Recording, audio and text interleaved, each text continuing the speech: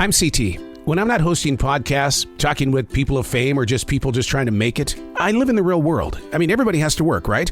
My job is CS. That's customer service, solutions, relationships, and generating motivation to keep my team pumped up and connected to every single person who has chosen to step within our store. This is C.T.C.S, episode number 53, Audits, Health Inspection, and Second Anniversary. New week of C.T.C.S. It starts off pretty rough today. I'm headed to a movie promotion and got to be there by 9 o'clock because I've got 3 interviews that I need to do, and I got to get set up with all the equipment. I just got home, not even 10 hours ago, because I had a 3.5-hour lecture last night that I was invited to, and I'm blessed to have that opportunity. But today, the movie promotions, and then immediately following the movie Amsterdam, I jump into the grocery store, and I'll be there till 10 o'clock tonight. So this is what it's like to live in a world of multitasking, and where the world is, I'm not giving up my past.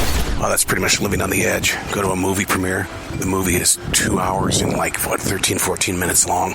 I've got 41 minutes to get from a major part of town, which is about, like I said, it's way up in the northern part of the city, and I've got to make my way to south of the town. So, but got here with 6 minutes to spare, so living on the edge.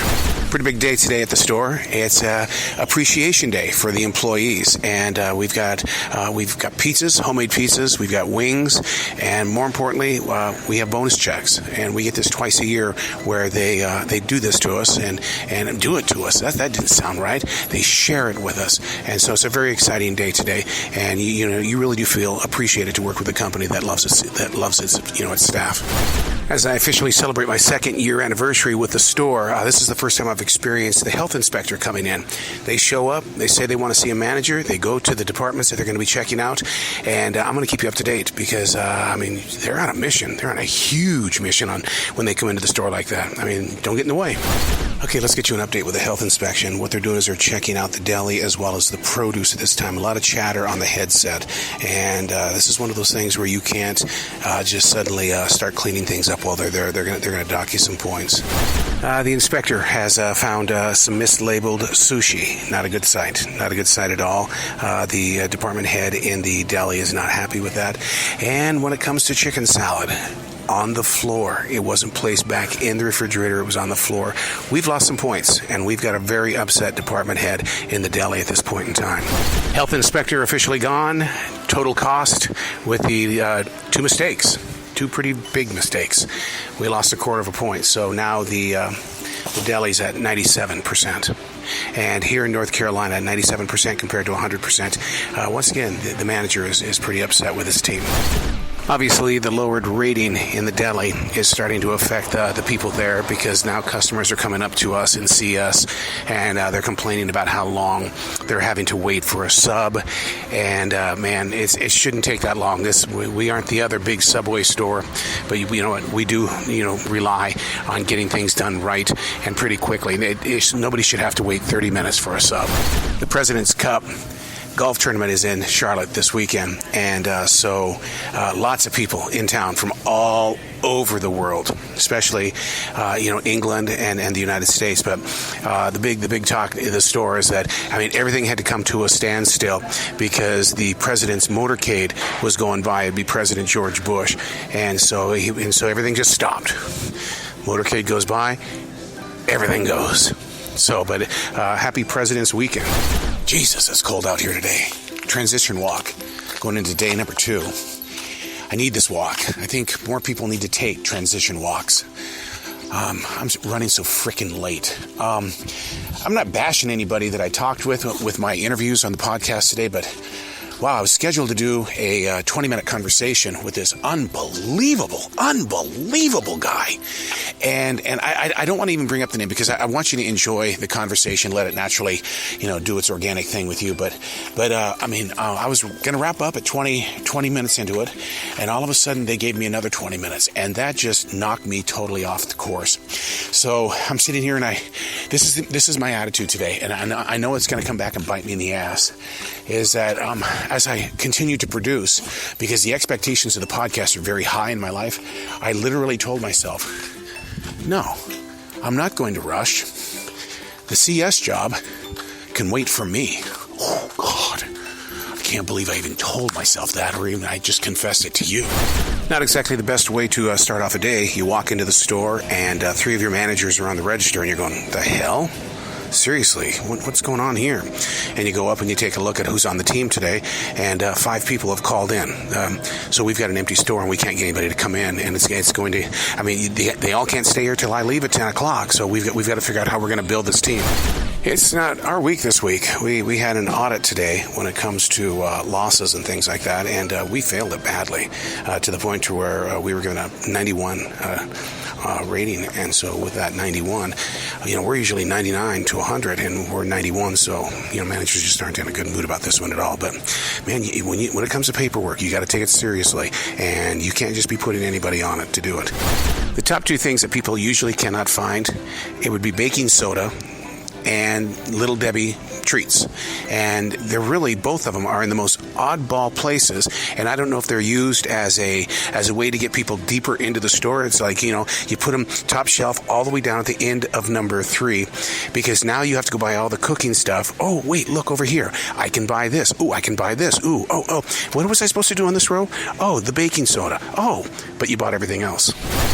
More 2-year anniversary celebrating kind of fixtures that are happening on this particular week, and that is that in my 2 years here, I've never had to do a transition log when it comes to money, $3,000 or more for money orders and or Western Union. And so today, back to back, man, 2nd anniversary, and the first one was just $3 shy of $4,000. The second one was just barely up at $4,000. So within about 35-40 minutes, $8,000 cash moved through my hands, and I had to fill out that report both times. Man, that's a lot of work. And of course, they're sitting there and they're going, well, why are we doing this? Because it's the law. It's the law. We got to obey the law. It's pretty much the martial artist in me that takes note of the things that we're about ready to talk about here. And that is that, ladies, 'tis the season. Yeah, we're getting into Halloween. We're going to be getting into the holidays and stuff like that. The one thing that you don't need to be doing is basically going uncovered when it comes to your money. There was a woman that was in here, easily had several $100s in a baggie, in a sandwich baggie, and just holding it out there and letting the world see that that she had this money. And then we had another lady that picked up just over $2,000 from Western Union. I said, "Do you need us to escort you out to your car?" "No, I'm fine." And she held it in her hand and went out the store. No. That's an invitation for trouble. You don't want people to know what you got. So a guest comes up to me in CS, and she literally was very concerned. She looked at the door that goes into our main office where the money is, and the sign says, "Office is armed." I didn't think twice about it, but she was very concerned. And then when looking in her eyes, the thing is that you sit there and you go, oh my God, she thinks there's guns in there. My darling little girl here, Jazzy, on our transition walk is going over to greet one of the neighbor's dogs as we're in the forest here. They kind of just rub noses together, and it's like, okay, let's go. I love watching animal behavior because it's like watching people at a grocery store. The way people see each other, greet each other, ignore each other, pick fights with each other. It's just one of those things that makes it work. You've got to take it one step at a time. I keep talking to New Guy Bill about the vibration of having so many new managers and new employees and stuff. I guess I'm really sensitive when it comes to people changes, because I enjoy being surrounded by people that that create with you, know you, and all that kind of stuff. But man, we've lost 3 big people, and then new people come in, and this last one, the vibration to me is just strange. And now another exciting moment of what would you do? We have a guest that comes in. They've got a 3-pack of Burt's Bees lip balm and no receipt.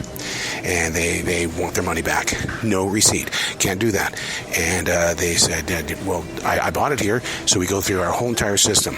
No receipt. So then she goes back and she gets a $3 Burt Bees. And she wants to exchange it for the $19.99 one. What would you do? What would you do? That's a big question. It's a serious question of what would you do? And without that receipt, we couldn't even make the exchange. because we didn't understand. You have a product here that's $19.99, and you're trying to trade it out now for something that's $3.99 basically. An elderly woman just came in, and I'll listen to every story. I really will. And she goes, I was here with my 3 great grandkids yesterday. Yeah. And dang me if I didn't leave my big old box of Tide and my floor cleaner and bunch of toothpaste and underarm deodorant at the bottom of my cart, and I'm here to pick it up. So we go and we look and we first of all to find out, okay, where's the receipt? And she goes, oh, no, I didn't keep the receipt. And I said, well, we're going to look it up. We're going to see if we can find your receipt. No, that's fine. I'm just here to pick it up. And so we keep talking, and she goes, yeah, I was here with my grandkids and everything. And I said, well, in order for us to give you what it is that you left, I mean, first of all, there's no documentation whatsoever. We have to have a receipt. Okay, I'll go home and look. Maybe it's in the garbage can. She said, we left, I go, what did you leave? And she goes, we left some ground beef and some fish. Yeah. So there's $90 bag of ground beef, $20 thing of meat. Then look under here. She thought we were just going to say, go ahead. Let's go, yeah. No. But where along the lines, though, did they have the confidence to even come up there and try to pull this off? Because they said we spoke to a female manager. Yeah. I called the female manager. Yeah. She didn't know anything about it. Wow. And then they was like, oh, but we talking to me. They was like, oh, but you was here yesterday. No, yeah. I was off. They tried to say Shania was here. This is a third one in an hour for people trying to do a con job. Today's hot. Yeah. Yeah, it's going to be a con day. I don't know if it's the weather or if it's everything, but dude, they're going for it, man. A total of 8 no-shows today. 8. First weekend of fall, and I don't know. I don't get that phone call where they say I'm not coming in or anything like that, but it has affected us. There will only be 4 of us until closing time tonight, and we are slamming into a rocking day here. But what gets injured when people don't show is it's morale, because it's like we show up. And how would you feel if we didn't show up when you're here? I think that would really change the ballgame. Okay, so he's the guy that comes in, and for 4 people, he gave us all wrong tickets. Or he accused us of wrong tickets. What did he do right this time? So he came up and he goes, I called the lottery, and on that ticket you want me to fill out physically, there's no way to do 2 draws. So I go out there and look, and he's right. There's no way to do 2 draws. So I walk over here and I go, I'm going to push what you tell me. And if it's wrong, I'll never do another lottery ticket for you again, and no one else here will. Mm-hmm. And he goes, okay, well, I'm going to tell you. And I go, you want 5 panels? And he goes, 5 panels. And I go, 2 draws. And he goes, 2 draws. And he goes, I want the quick pick, or the quick pick numbers. And I go, all right. I go, this is $60. If it's wrong, I'm never going to do it again. And he goes, okay. And I filled him out, and I gave him to him. I go, is this right? And he goes, yes, it is. And I go, all right. He goes, what do I say next time to get it like this? And I said, you repeat everything that person selling you a ticket says, and then you'll know if it's going to be rung up right. And he goes, I'm terribly sorry for last time, and that other guy, I didn't mean to mess that other guy up, and I didn't mean for you guys to eat. He was complete opposite, kissing my butt. Wow. Well, maybe we scared him. I don't want to say scared, but maybe, It woke him up, because he did not throw the ticket across the counter. He did not say, I want this number just like this. Wow. He was completely different. So I don't know what it was, but something, he had an epiphany or something. He had his 4:30 dinner. Transition walk into day number 4. Transition walks, if you're not familiar with this on C.T.C.S., it gives me the opportunity to transition from who I am in the recording studio to do the podcast, or who I am as a normal person in my everyday world. Like right now in this moment, I am fresh out of church. I just got my God on. So I have to make that transition from that moment into, I'm going to be in CS, I'm going to be in front of people, I'm going to be on, I'm going to be seen, I'm going to be smelled, I'm going to be everything. And you got to mentally get yourself prepared for that. But today, in this moment of mindfulness, I want to be grateful as well. We had a lot of people not show up yesterday. For a very long period of time, it was all in the hands of 4 people. I want to thank those 4 people for really getting down and getting the job done. We had a record-setting day yesterday in profits, and you know what? None of the 4 people, including myself, none of us bitched. I just walked into a total shit show here. I mean, this is a typical Sunday, but man, it's really exploded with people because we have a professional football game that starts very, very soon. I mean, it is crowded, 6 people deep, pretty much on every one of the lines. So welcome to a Sunday. Doing a little bit of investigating, I figured out what the situation is, and that is that we've got 2 managers out. The big manager is out due to COVID, going to be out for the whole week. And so here we go again, man, another round of COVID inside this building.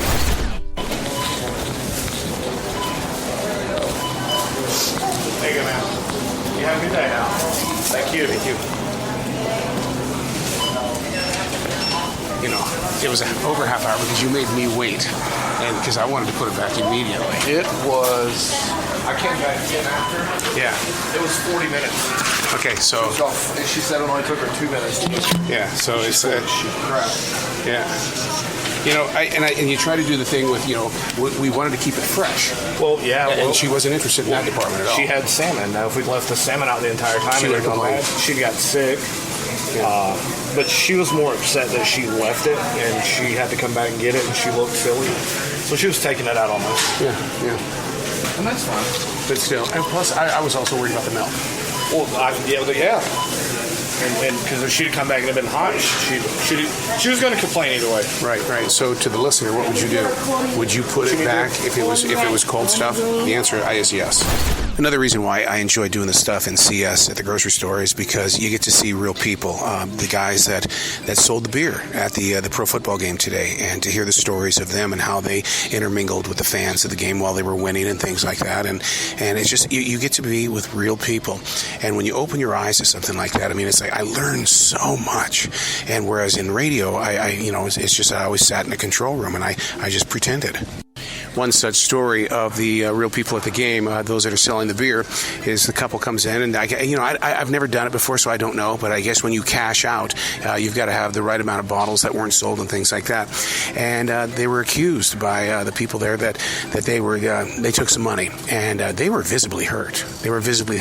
And they said they even told us the numbers were going to be off, but it's not our fault. We didn't do anything wrong. And you sit there and you go, these are real people, and I hate it when people are accused of things without the true story being listened to. Just busted a college student with $289 worth of groceries. Very creative these people are when it comes to stealing. What he did was he went up and he bagged all of his stuff in self-checkout, and then made it look like that he was paying, but the gentleman that was on self-checkout kept watching him, and he noticed that he was not pushing the right buttons and things. He went over and started asking questions. Didn't accuse him of doing anything. He just asked him some questions and stuff like that, and then the guy freaked out and just ended up walking out. And so we have all these groceries, and he bagged them up, and this is just very inventive in the way that they make it look like that they paid for it and everything like that, and they just walk out.